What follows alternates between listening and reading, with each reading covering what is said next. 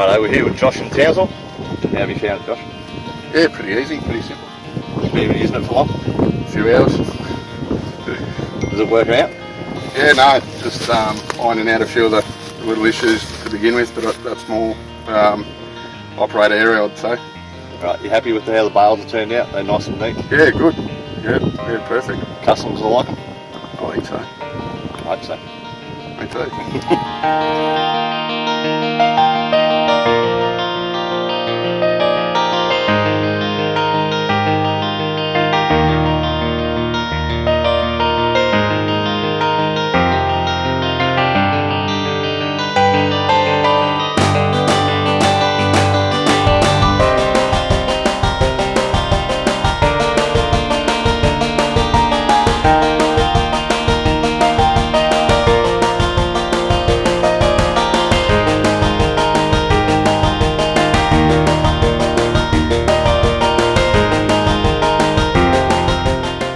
This Vicon 5116 comes with the hydraulic wide pickup, hydraulic drop for any blockages, rotor feed as you can see with a little bit of net around it, electronic net roll, net wrap straight in, 5 belts, variable chamber.